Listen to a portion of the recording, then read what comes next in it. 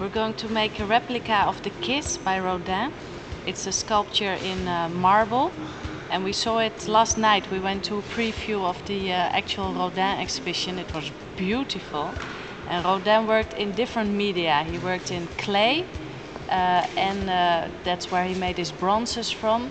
And he also worked in marble, and this is a marble sculpture. The Kiss is, it radiates a calmness and a softness, and we're going to try to recreate that in sand.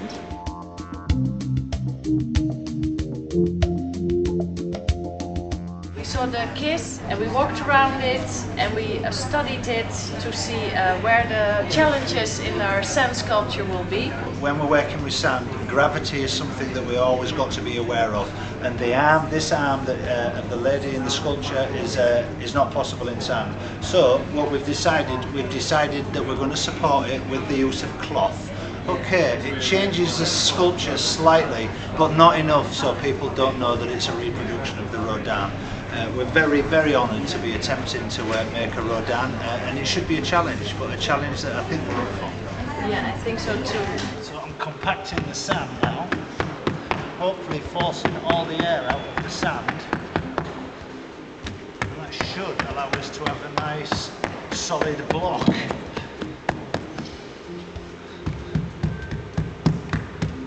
You can see it, it's still moving. And I need to keep doing this until it stops moving. Okay. I'm cutting this card.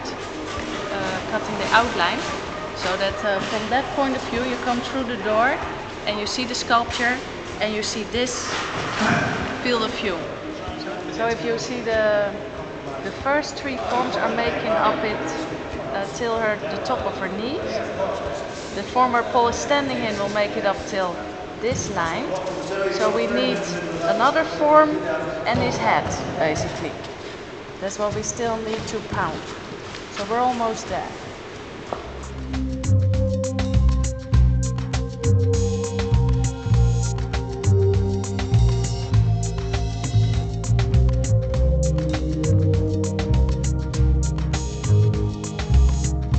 We tested the sand a little bit, but we don't know how good it is. Hopefully this will show us exactly what we can do with this sand. Even though the original sculpture is going to, the big piece is going to be bigger, so there's more weight involved. This is a pretty good indicator of just how good the sand is. First I draw the basic outlines on the block. Then I carve the big shapes, bigger than I need, so that when we refine it later, I don't find myself with an arm that's too thin, for example. I'm looking for angles and directions. Later in the process we will refine the shapes. It's a three-dimensional puzzle of body parts. The most important thing now that we make the Kiss is that the mouths touch. It's very important too that there's space for two faces. Her arm wraps around his neck and her hand rests on his shoulder.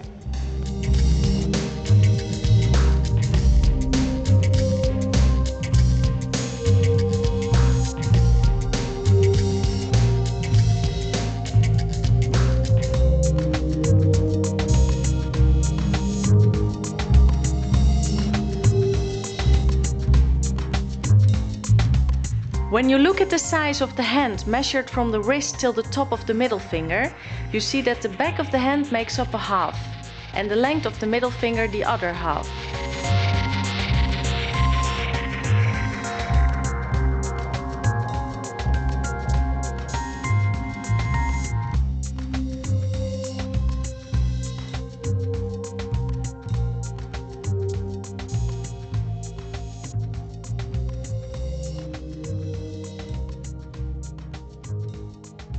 I can measure out the size of all the body parts.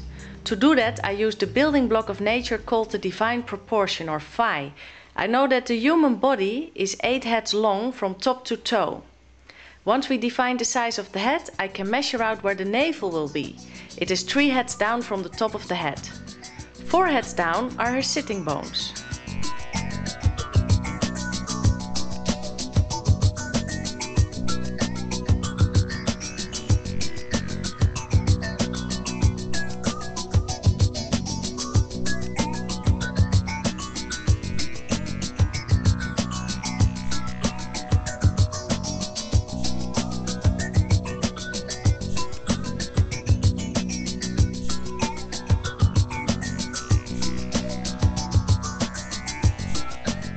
The cloth which supports her arm continues under his arm, also for support.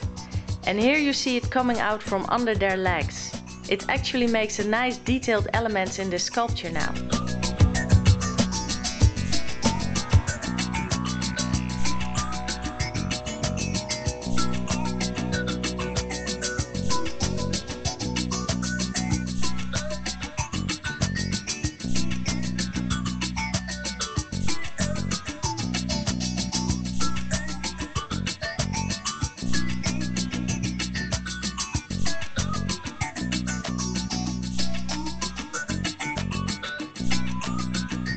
Because the sculpture will be in the foyer of Ernst Young's for 6 weeks, we spray a layer of diluted glue all over it.